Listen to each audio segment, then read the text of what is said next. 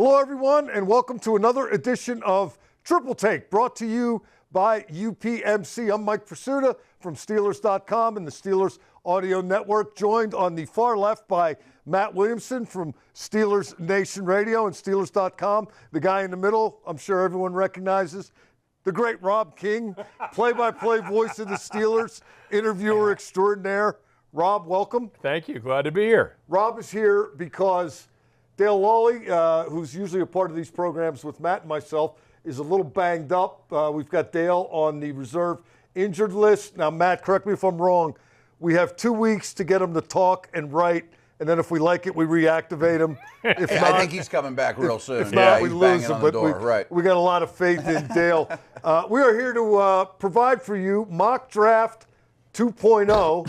And before we get to that, I want to remind everyone that the opinions expressed herein are the opinions of myself, Matt, and Rob King, not the Pittsburgh Steelers, but we do have opinions, and I'm real interested in getting to those. But first, got to take a minute. Both of you guys were lucky enough to attend the Combine. Yeah. And I'm curious, Matt, we'll start with you.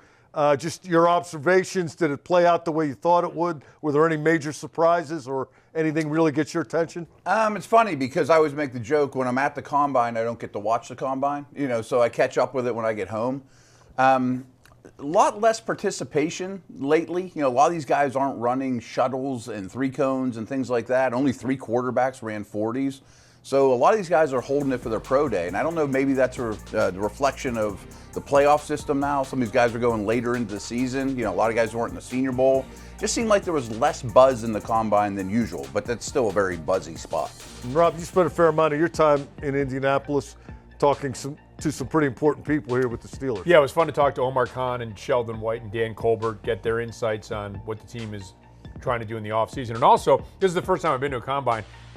This is like Combine royalty right here, Matt Williamson. He's going around the room. He's getting guests. People are hauling him onto shows. He's bringing people onto our shows. Everybody knows who he is. We're seeing all these guys are like, hey, Matt, I don't want to age you here, but hey, I used to listen to you when I was a kid. When I was a kid, yeah.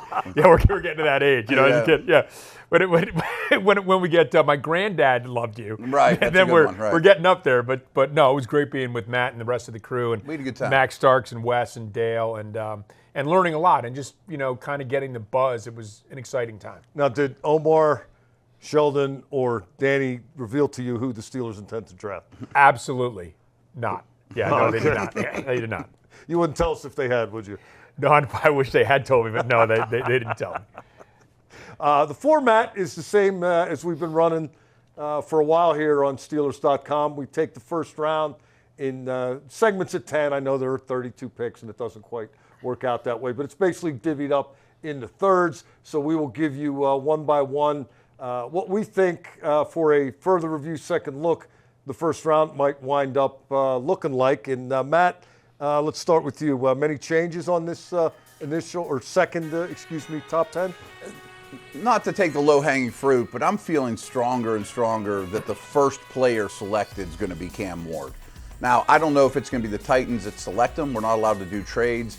Raiders, one of the New York teams could certainly get to one. But history shows that's almost always a quarterback. And the other one I wanted to touch on, too, is I feel really strongly at 8 that Carolina is going to be really aggressive trying to improve their defense. Last offseason, they built around their first overall quarterback. This offseason, I think it's time to get the defensive side of the ball in order.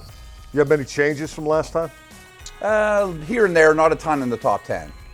Rob, let's take a look at your 1 through 10 now.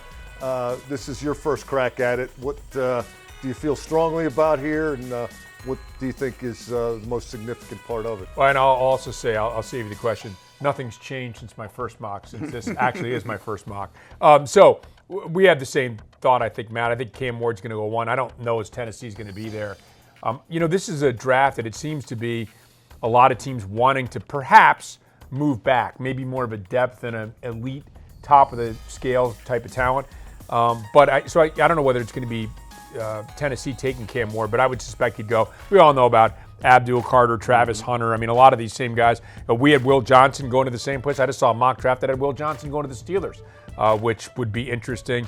And then again, I have the second quarterback going to the Raiders in in Sanders, another edge guy going to Carolina as well, just a different one for Matt, and then the rest of the top 10 there. And I do think, the Saints with, bringing Carr back will, maybe be looking at a receiver. That's why I had Ted McMillan there. I went with Abdul Carter on my initial crack at it, but this time I wanted to see what it would look like with Cam Ward at the top. I think we're all in agreement that's probably going to be the guy. Whether or not it's the Titans remains to be seen. But I ended up changing out my first 5. 6 and 7 remained the same, and then 8 and 9 are shifts from Mach 1 to Mach 2. But it's funny, overall, Matt, I have 20 changes in terms of where the players wind up. Yeah. But only 2 guys fell out and only 2 guys jumped in. Okay. So it's pretty much the usual suspects. Where they land. Just where you stack them. But I do still think that Carter is the best player available. If it's not him, it's Travis Hunter. But it doesn't always go, best player, then second best player. No question. And I always hate talking medical stuff. I'm not a doctor, but there is some medical stuff with Carter looming now. It doesn't look like it should hurt him too bad, though, all in all. Okay, let's take a look at the middle portion of the first round. Now, Rob, this time we'll start with you. And what are you seeing here that you like, and what are you feeling strongly about? Well, I'd like to see Walter Nolan go down further, and I've seen him going down further in other mock drafts. You and me both. He's a guy that the Steelers, I think, could potentially be looking at, but San Francisco evidently wants to sort of tighten up the inside part of their line. Ashton Jenney to the Cowboys just feels like a Cowboys kind of draft pick to me, so that's why I went with them there. There's a few guys here on this list. Tyler Warren to the Colts always seems to be one of those that we hear, but there's a few guys here. Nolan, Kenneth Grant at 17, Barron at 18, that I've seen in other mock drafts fall to the Steelers, and I like those mock drafts better because I like the idea of the Steelers maybe having some of those guys to choose from. Matt, let's take a look at what you've got to offer here, 11 through 20. Yeah, a lot of the same names. Rob and I both had Campbell at 19 going to Tampa Bay. Their off-the-ball linebackers were a real problem. We also both, coincidentally, had the tight ends landing in the same spots. I think both those guys might even go higher. I think these 2 tight ends, Warren from Penn State and Loveland from Michigan, are going to be pretty sought after as just all-around weapons.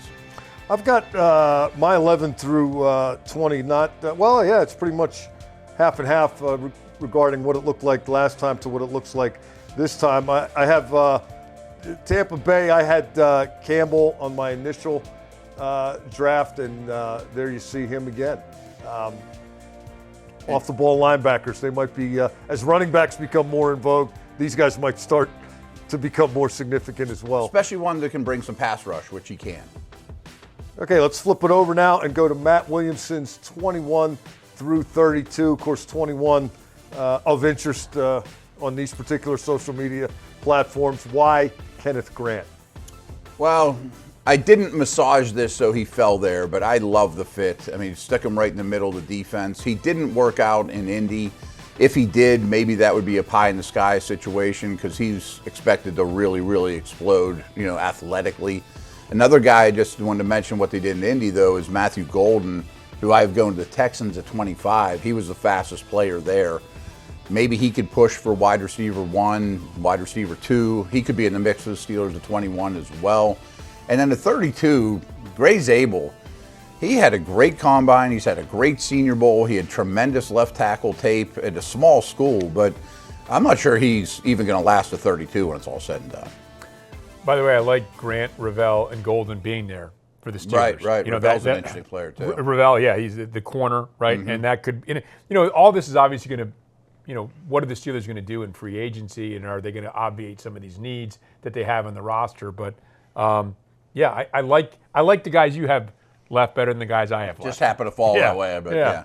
Well, speaking of the guys Rob had, let's take a look. Ooh, look at that, a wide receiver from the Ohio State University. Yeah, and, Goldman would be an intriguing guy because the Steelers talk about needing some more explosiveness out of their skill position guys. And Ibuka's, not that he's not capable of big plays, but I think of him more as a really, really good, I don't want to, with faint praise, say possession receiver, but more maybe that, a reliable target than the speed that Golden has. I was hoping for a defensive lineman. Maybe Derek Harmon could have been an interesting guy to pick here.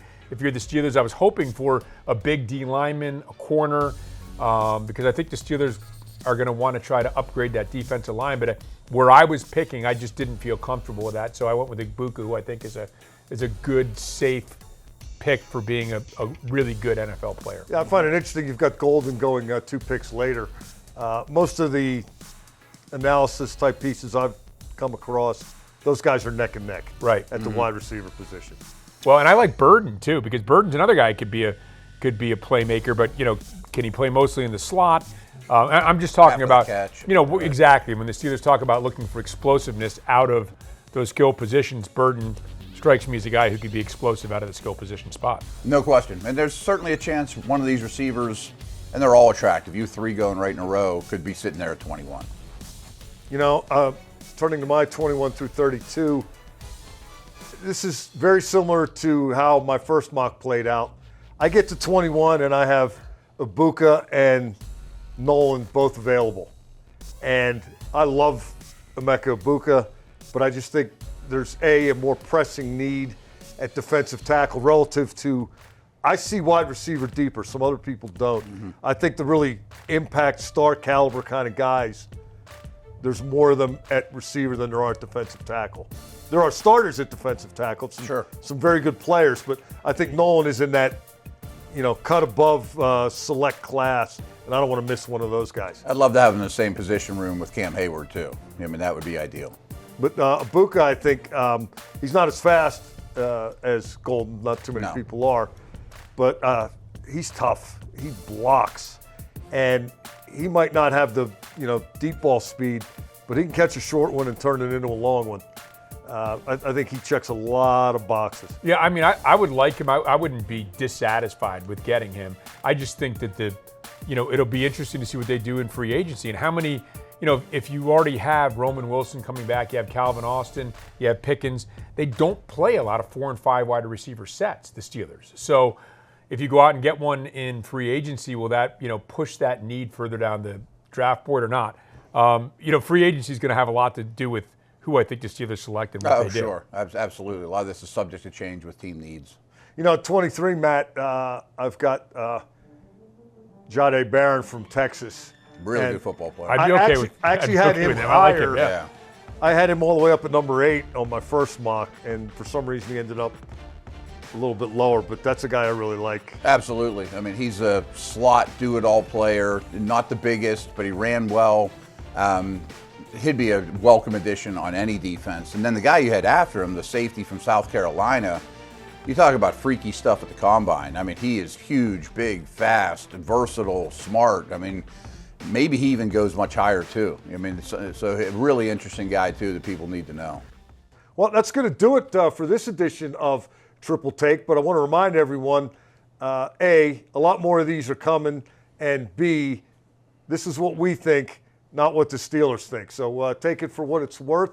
Until next time, for Matt Williamson and Rob King, I'm Mike Prisuta. This has been the Triple Take, brought to you by UPMC.